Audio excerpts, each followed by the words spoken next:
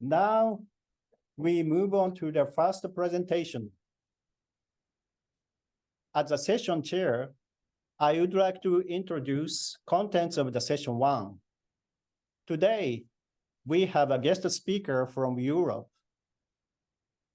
As you know, atmospheric deposition of acidic substances or reactive nitrogen species can cause detrimental effects on terrestrial ecosystems. Of course, such detrimental effects needs to be investigated as a science along with possible mechanisms. In order to discuss policies regarding emission reductions of these air pollutants, it is also useful to quantitatively assess their impacts and predict future ecosystems through modeling and mapping.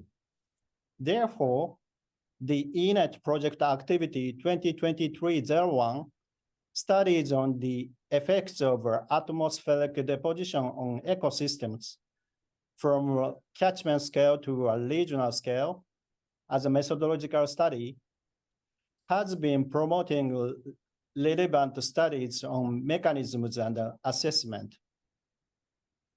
In the case of Europe, modeling and mapping of critical loads and critical levels certainly contributed to regional discussions that ultimately led to air pollutant emission reductions. We believe that learning from this history will be instructive for our region in Asia. We would like to invite Mr. Thomas Scheuschner. Mr. Scheuschner is working for German Federal Environmental Agency, which is hosting the Coordination Center for Effects, CCE, of the International Cooperative Program on Modeling and Mapping on Critical Levels and Loads and Air Pollution Effects, Risks and Trends, so-called ICP Modeling and Mapping, under the Convention on Long-Range Transboundary Air Pollution, CLRTAP. He studied geography and geoinformatics at the Humboldt University in Berlin. His diploma thesis was about dynamic modeling of plant species composition in the light of air pollution. After working for several years for private consultant companies, he started working for German Federal Environmental Agency, UBA, in 2016. He works at the UBA in the section 2, 4.3, Air Pollution and Terrestrial Ecosystems, which is hosting the Coordinating Center for the Effects, CCE, since 2018. He participated in the INET workshop on regional impact assessment of atmospheric deposition and air pollution on forest ecosystems, which was held jointly by the INET and the European networks, such as ICP Forests and ICP Modeling and Mapping, in November 2019, just before COVID-19. Mr. Scheuschner, so the floor is yours. Yeah, thank you, Mr. Hasse. I will just start to join my screen and see if this works. So give me a thumbs up if you see my slide. Yes, we can see. Great. So it's a little bit tricky situation, the webinar. So I cannot really read the room. So Hiro, if I'm talking too fast or too slow, please indicate. So I will try to adapt. Thank you again for this warm welcome. I'm pretty happy to be here and feel honored that you invite me to speak here. Many greetings from Berlin. It's still morning here, but I presume you already had your lunch. So please accept this presentation maybe as a late dessert. I hope it will be informative and at least entertaining. And I think the content will be hopefully right chosen for you to comprehend. So this is not only the work of myself, but I also work together with two colleagues very closely, Markus Geupel and Christine Loran. They also work at the German Federal Environmental Agency, and we are, so to say, the core team of the Coordination Center for Effects. So the basic outline of this talk, let's see if I can switch the slides. Yes, looks good. I will talk a little bit about our policy background, so to say, a little bit of the about the Convention on Long-Range Transboundary Air Pollution, how this, what impact they have on our work.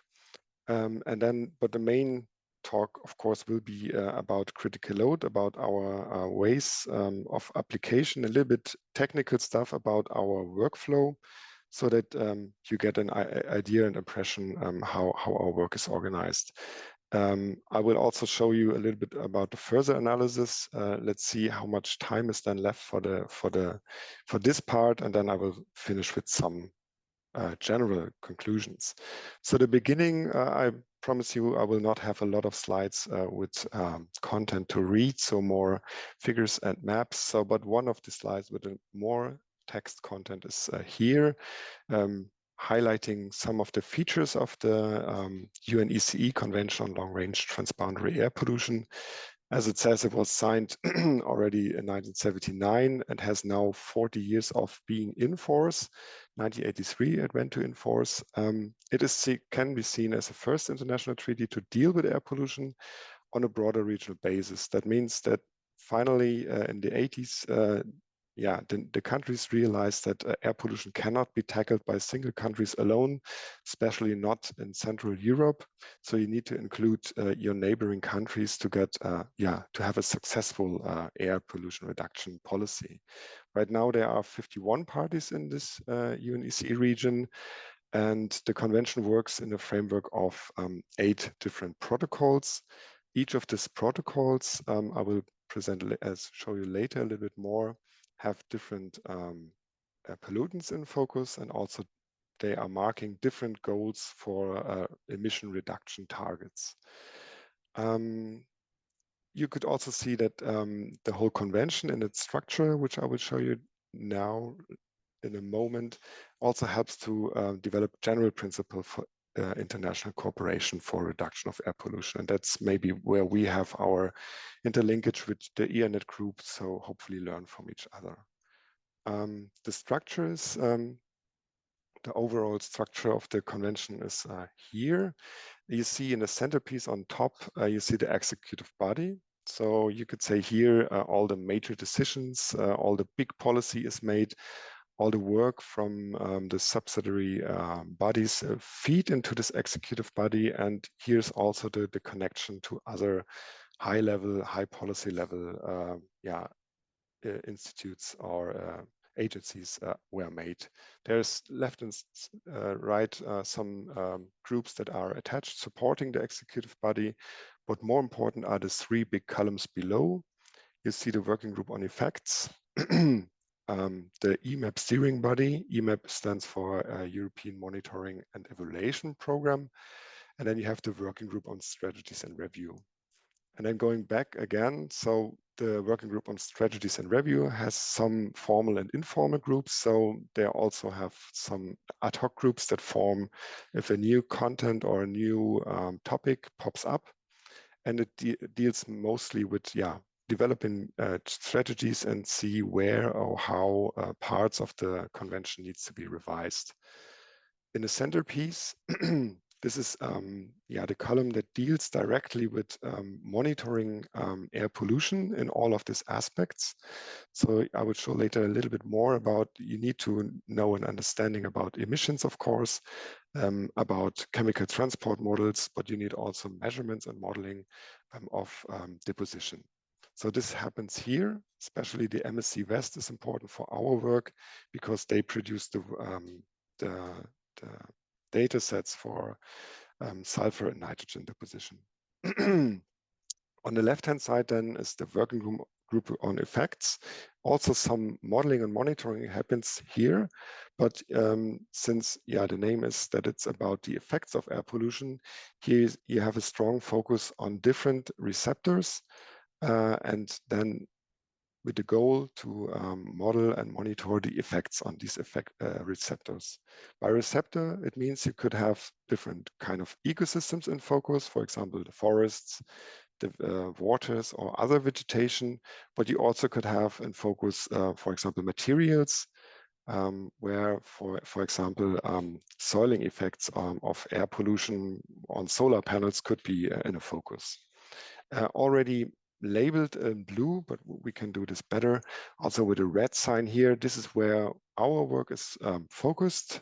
We are working for the International Cooperative Program Modeling and Mapping, and which is responsible, as it says in name, for the modeling and the mapping effects and also risks for ecosystems for the whole UNECE region. And we, as the Coordination Center for Effects, are responsible to collect the data, but also to come up with or update the methods for example, risk assessments like critical loads. Yeah, that's about it. I already mentioned the protocols. Here are the most important protocols listed.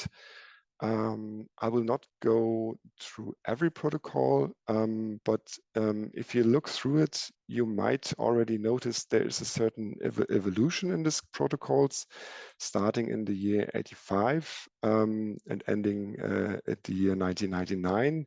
You see that it started with a single pollutants, with a focus on single pollutants, and ended up in the most important protocol we have now, the multi-component protocol, the Gothenburg protocol. So you see the evolution that it was recognized that always dealing only with single component maybe not help to sell the ideas of the protocols. So we have multi-components now, but what is not that easily to see is that also the approach changes a little bit. So from in the beginning protocols, where the basic reading of the reduction targets were read like a certain country has to reduce their emissions by a certain percentage till the year, always with a focus with a starting point for a reference year. Then you have a target year. And again, then countries have to reduce for a certain percentage of this emission of the single pollutants. In the Gothenburg Protocol, it was this so-called effect-based approach introduced. So you see already written there, the goal was not simply to reduce emissions, but to reduce a certain negative effect in the ecosystems. So you have as a goal, for example, a certain country has to reduce the area that is affected by acidification or by eutrophication. So that was a major step and also important for our work, for the critical load work, because as basis for this risk assessment, the critical load concept was introduced. Just some side notes about the Gothenburg Protocol. The first years had a reference year 1990. The later versions had this reference year 2005. It was already tightened 2012, so with some new numbers were introduced. And the most recent review process is, I say, the review is already done. It was conducted in this year, finished in this year, but now the review is going to happen. So some updated reduction goals for 2030 and 40 and beyond are right now currently developed.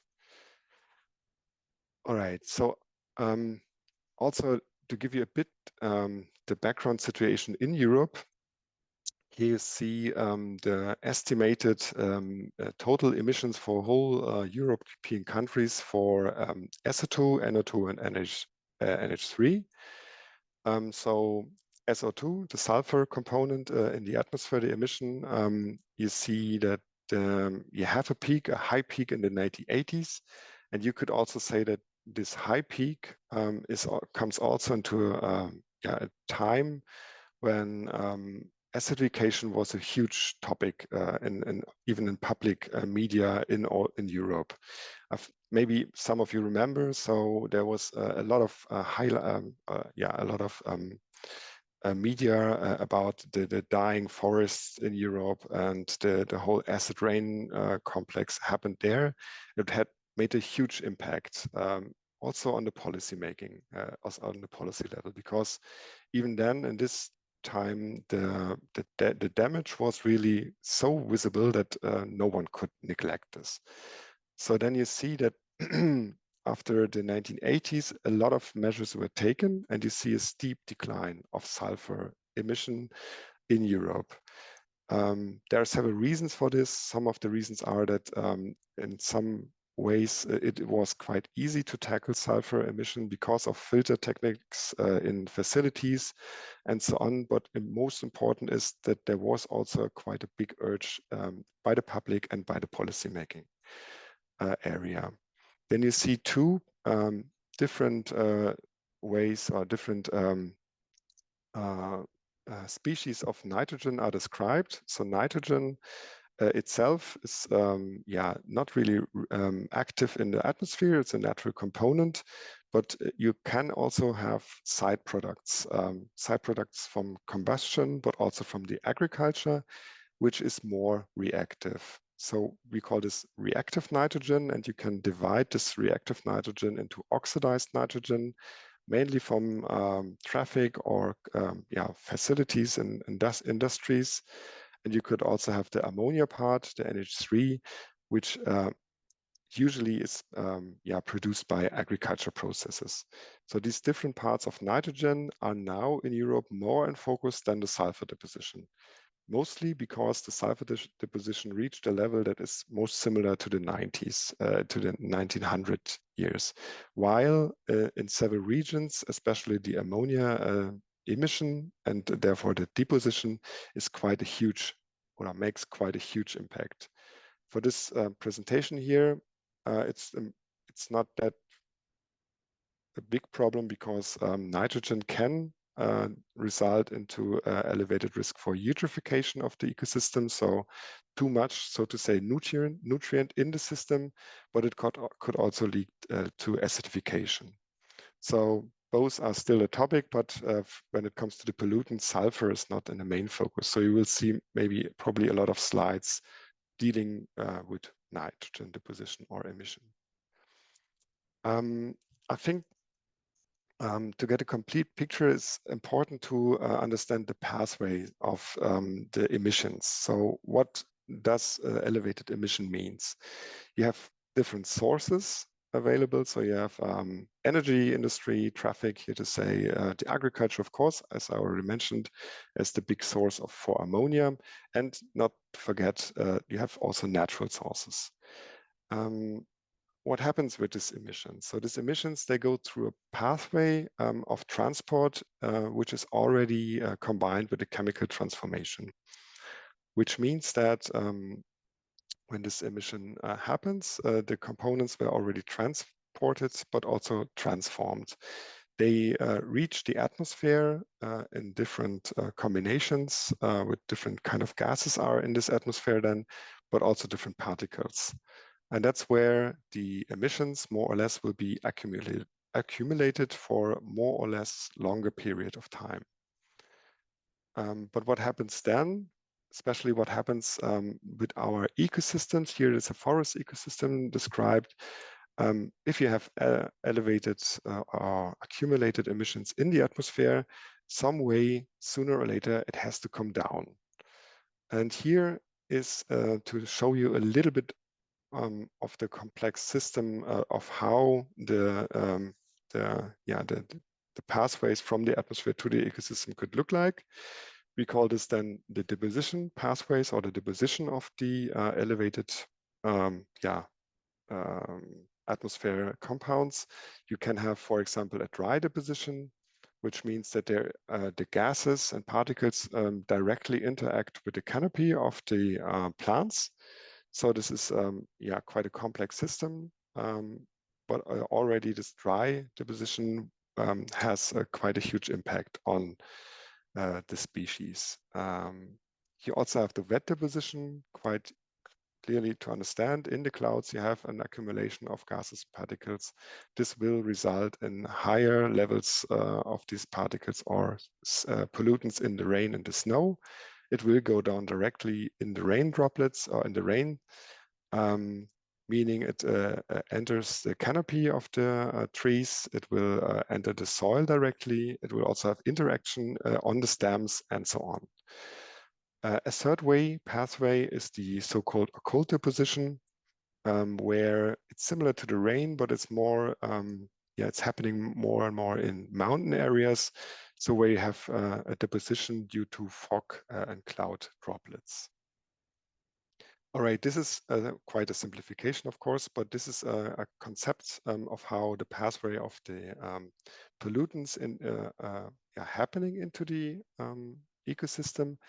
And I think it's important to realize that if you would like to produce an overall or a substantial picture of the pressure on the ecosystem, you need to understand all of these parts well. You need to have a good understanding about the emissions. You need to have a good model about the transport and the chemical transformation. So an atmospheric exchange model is really important. And you need then to have this model to be capable of model the deposition of this atmospheric enriched situation. And of course, you need an understanding about the ecosystem itself, about the interaction of the deposition of the ecosystem, and about the climate conditions. So not only like orography is important, where you have this occult deposition happen more often, you also need to know where it rains a lot, how often it rains, and also, of course, temperature is an important factor in all of these aspects. We like such figures a lot, because you also could start to try to identify different actors in different areas of this process. So if you would like to manipulate or change the pressure on ecosystems, of course you need to understand which actors are located where. For example, usually the managers of the emissions are located, again, on the emission sides. They have to make a lot of economic decisions.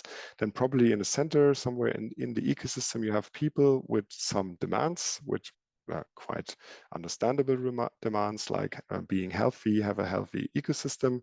And usually they address these demands to policymakers, which then needs to come up with regulation for the emissions.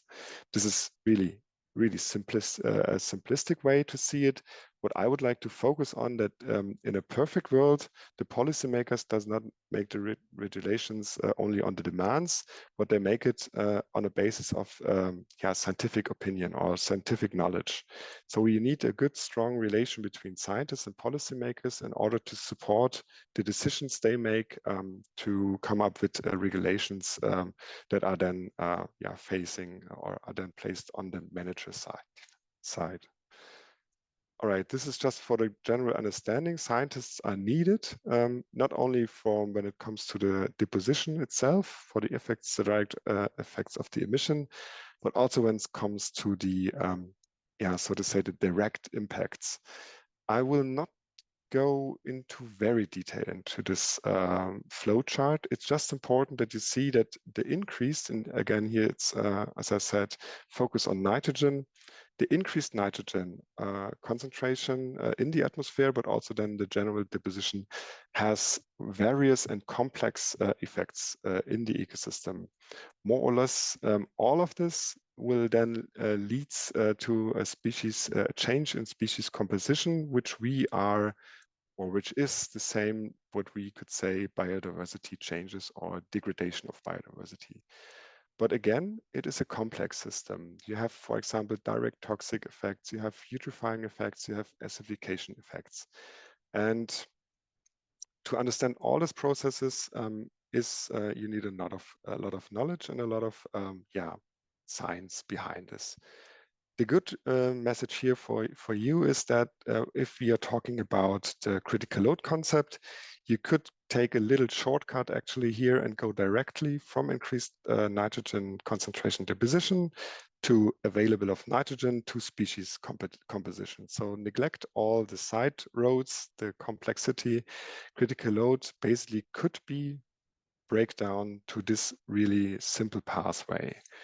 So this is now where I will introduce the critical load concept. Again, they were invented in a way to make it happen or make it possible to have an effect-based approach. You have an approach that describes the risks for each ecosystem due to air pollution. And this is why this rather long, I wouldn't say complex definition were made, but anyhow, it's easy to read. It's a quantitative estimate of exposure to one or more pollutants below which significant harmful effect on specified sensitive elements of the environment do not occur to present knowledge. So that was the only sentence hopefully I was reading in this presentation. What is important here is that first of all, you have different pollutants possible that you are talking about or that you are looking at.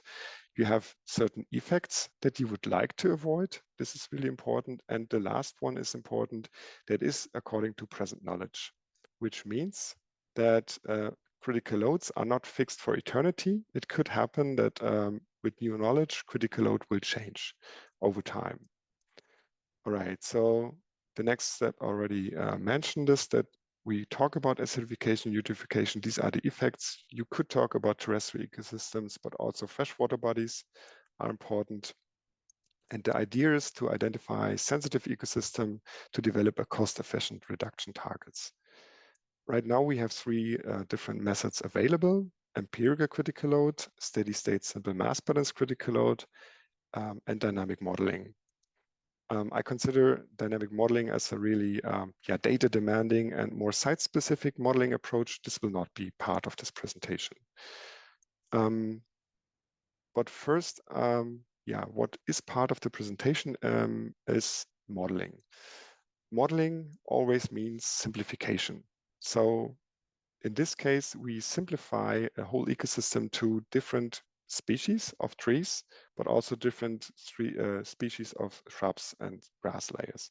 Also mosses, they are not in this picture here, but just see this picture as a representative of a little happy ecosystem, which has different properties, of course, and different plant species in it. Usually they are located on a certain soil type, with the humus layer and rooting zone. Below that, also bioactive zone. Below that, a zone, a mineral layer of soil. And usually you also have a water body where some of the water will be leaving the system. So this kind of simplification, by adding then also the climate property, gives you the basic idea about how critical load works. You have again the climate properties, ecosystem properties, and some soil water properties. Again, I know this is simplification. You then see this picture again, how to get then to empirical critical loads. You try to find actually the same ecosystems on different sites. There should be more or less, or mostly equal. But what should happen or what should change in these different ecosystems is that you have a different regime of pollutants. So you have a pollutant gradient. And the idea is to check your ecosystems and see how the ecosystem reacts to this pollutant gradient. So this is then written down here again more clearly. So first, empirical critical loads are focused on visible changes, and they can be based on field observations and also experiment. Because of course, this change of the ecosystem, the similar ecosystem, could also be possible in different time spans where you have a different deposition regimes over time. Important for Europe is that they are based on internationally agreed values. One study is not enough to come up with empirical critical load. You need a whole group of scientists, specialists that agree on certain values. The history then of the empirical critical load in Europe already started 1992, where the publication was released from Greenfeld and Turnloff. They came up with the first values for empirical critical load for nitrogen in Europe. This original table were updated 4 times right now.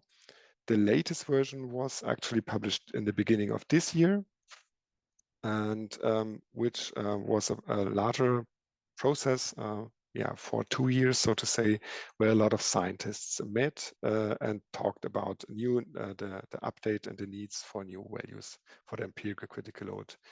You could find an overall publication about the whole concept more closely if you follow this link below. So how does it look? Here is a snapshot of the actual tables for the empirical critical load. You see that you have a certain ecosystem type described, and you have a range for nitrogen deposition that is allowed in this ecosystem. You also have an indication what the exceedance of this critical load potentially means in this size, in this area. So right now there are 51 of these different species described, but of course there could be more. So of course, I mean, the time is ticking now for the next update, maybe in 10 years from now. All right, a bit more complex is the critical load, the simple mass balance critical load. Again, you see the ecosystem. But what happens now, or what is the basic idea, that for the important processes in this ecosystem, you try to come up with estimations, or so to say numbers of the potential to deal with a certain pollutants. For example, focusing on nitrogen, you have the process of denitrification, and you try to estimate how much of this denitrification happens in an undisturbed ecosystem. The same is true with the uptake. The nitrogen is fixed in the soil, but also in the, of course, in the trees or in the vegetation itself. And you try to estimate this amount and so on. The same is true for the neutralization, for example, for acids. Every ecosystem has a natural potential because of the weathering rates for base cations, but also the deposition of base cations to deal with a certain amount of neutralization. At the end, you also have a certain amount of leaching, for example, of nitrate, but also acid neutralization capacity, which is also fitting into the system because it's, of course, it's an open system. The whole idea, what is a little bit more complex to sell, is that the whole system should be, this is why the scales are there, is in a so-called long-term equilibrium. So the basic idea is that in an undisturbed ecosystem, this potential of fixing and dealing with the pollution should be in an equilibrium or in a steady state condition, how we call it. It is also, I think, easy to understand that with changed properties or with changed properties of the ecosystems or the soils, these values, of course, changes as well. So you have a range of a larger range of numbers available for this. Here I also have to scale with some equations, but don't worry, the main message here is that it's actually not rocket science. You see, you have basic, not factors, basic parts of the equations, but you only see pluses and minuses. There is no integral in it, nothing else. You see, again, it is a basic concept where you have a basic idea of producing this potential of the different processes in the ecosystem. Again, it's not to be detailed, but you see again that the uptake of nitrogen is included, the immobilization, the denitrification, and so on. What is important is that you have two values, one value for the eutrophication, because only nitrogen leads to potentially to eutrophication, but you have two values, the max S and the max N for the acidification. And what if you ever see this function again, what is also maybe of interest, that you realize that one part of the ecosystem describes, so to say, the site potential or the site properties. So it's the uptake, it's the immobilization, denitrification, or it's the deposition, it's the weathering rate, and so on. And another part, the leaching part, is something that can be chosen or is chosen by the modelers itself. So you can say that I accept a certain amount of leaching of nitrogen, and I link this decision to a certain effect in the ecosystem. And the basic idea is that you can change your model results with your ambition level. You could say that you would like to protect the drinking water, and then you have a rather loose, so to say, leaching level allowed. But if you say, I would like to protect the fine root development, then you maybe come up with a more sensitive value, a lower critical load for nitrogen. It is even more complex with the acid neutralization capacity, where you have a different set of critical limits based on chemical conditions, but also some standard toxic chemical levels. This is then where the complex part starts, but I will skip this part and show you some ways, our workflow of the computation. Here you see the results of the critical load for eutrophication for nitrogen aggregated on a 0.1 by 0.1 grid in Europe. And how we get these values is that at the end we combine different input data like the receptor for land use, the land use maps, the soil data maps, climate and deposition maps. So this intersection then leads to such kind of split polygons, so to say. You still see the 0.1 by 0.1 grid, but here you see three different kinds of different combination types of receptor, soil data, and climate, which leads, if you look closely, to a different set of the environment or a different set of receptor, which then, of course, will result in different critical loads, of course.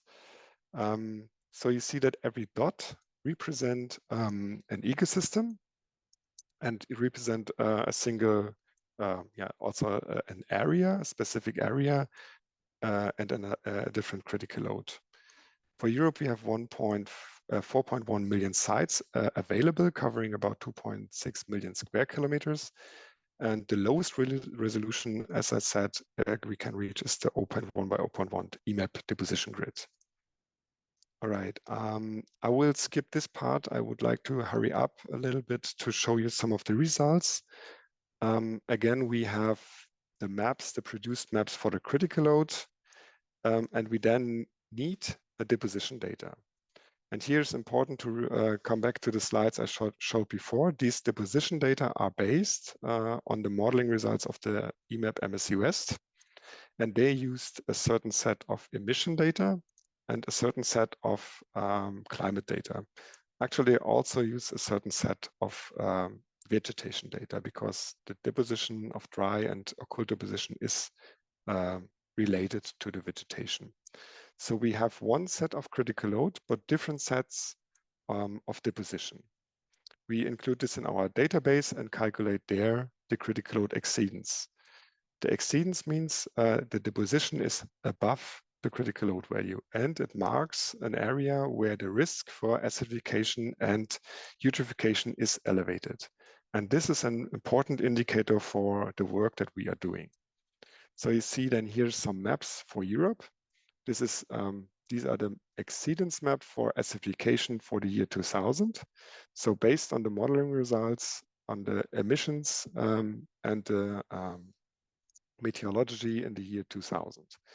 You see quite a lot is still happening, quite large areas with high exceedances for acidification. And you can then produce nice time series. I hope this will work. Now my computer is doing something.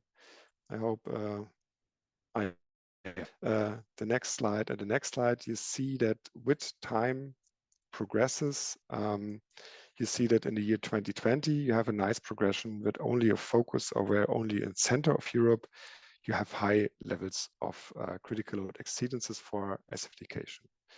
So again, meaning that some part of the areas has still the risk for being acidified in Europe. And as I already said, it's more dramatic for nitrogen or eutrophication. You see here that center of Europe has, in the year 2000, 2005, still huge areas with a lot of critical load exceedances for eutrophication. You see a nice trend, but at the end, our best year we have available now, you still can identify at least 4 hotspots with really high level of critical load exceedances for eutrophication. It's mainly in center of West Germany, then northern Italy, northern Spain, and in Central Europe. There are also some regions with with elevated numbers for eutrophication. You can transform this information into the bar charts. This is what we are doing a lot. So you see in the bar chart, the green area on the left-hand side, for example, the green area, the share of ecosystems where there's no critical load exceedance, so a good thing. And the blue one is with critical load exceedances. And you see that you have, for the acidification, for example, a nice decreasing trend, so that the goals are reached, that we reduce the area that has critical load exceedance a lot. On the right-hand side, you see similar that the exceedances for here we go. I switched, sorry. I'm not sure my computer is doing things. You see again on the right-hand side the results for the eutrophication. I tried to get back, but yeah, here we go. It seems, here we go back again. Okay, I'm sorry. I hope you see now the 20 till 22 results. And I tried to switch. First of all, I would like to make the point that the pressure is still high when it comes to eutrophication, but it was also indicated in the maps, I suppose. Yeah. What is now important for this exercise we did? First of all, it was used or is used in the review process of the Gothenburg Protocol. And EMAP also provided us with scenarios. Scenarios based on one meteorology for the year 2015, but on several different emission scenarios. So they projected certain emissions for different years with different ambition levels. We have the year 2030. Here is often labeled. If you see on the columns on the left-hand side, you see the years 2030 and 2050 with the ambition levels CLE, that stands for current legislation, the MFR, which is maximum feasible reduction, and then you also have for 2050 the so-called low scenario, which means that it's the highest level of ambition, meaning that even the idea of a changed diet is also included into this. And if you look at the figures for the acidification, you see this is quite promising. You almost have no critical load areas with critical load exceedance left.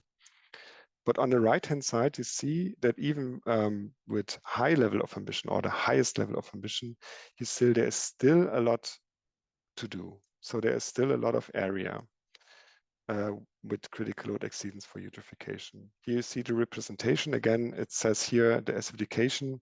The M15 means meteorology 2015, E50 means emission 2050, and the L stands for the ambition level.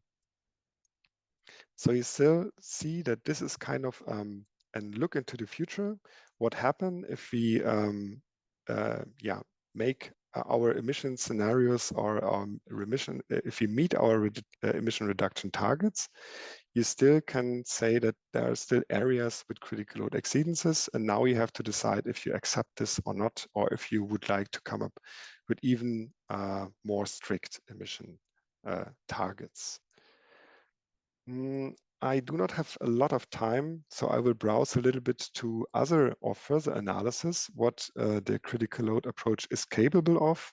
So the more binary idea of having critical load exceedance or not can be extended by also producing figures like this. For example, this is for the recent EMAP status report, by subdividing the exceedance area into, let's say, the amount of exceedance. So for example, on the right column is both for the year 21, the exceedance, but the left, the critical load exceedance for acidification for Europe is not that visible anymore. You have no distinction, but on the right-hand side, you see the eutrophication.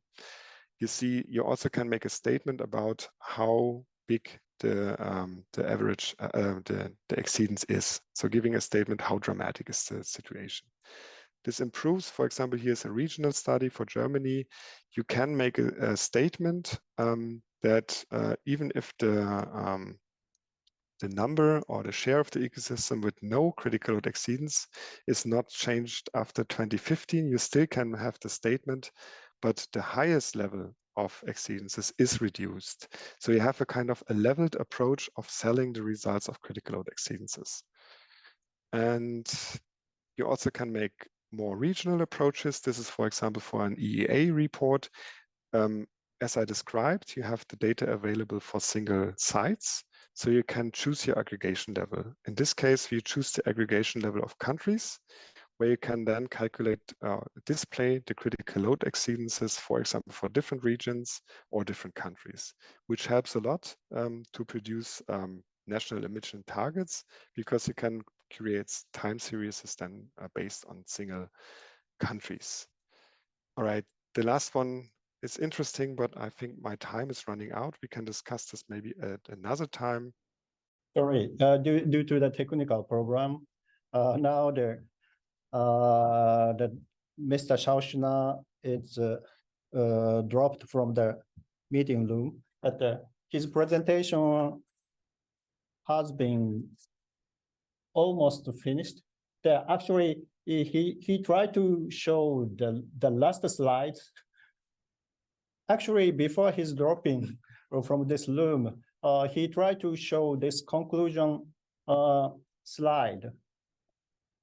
And critical load and the critical exceedance are widely used to validate emission reduction and set future reduction targets. Development of exceedance of critical load for acidification show promising trends. Exceedance of critical load for eutrophication is still high in various regions, even with the most ambitious scenario. And as an outlook, updating the European critical load map is a continuing target, remember the definition according to present knowledge. And the focus of next updates of the European background database.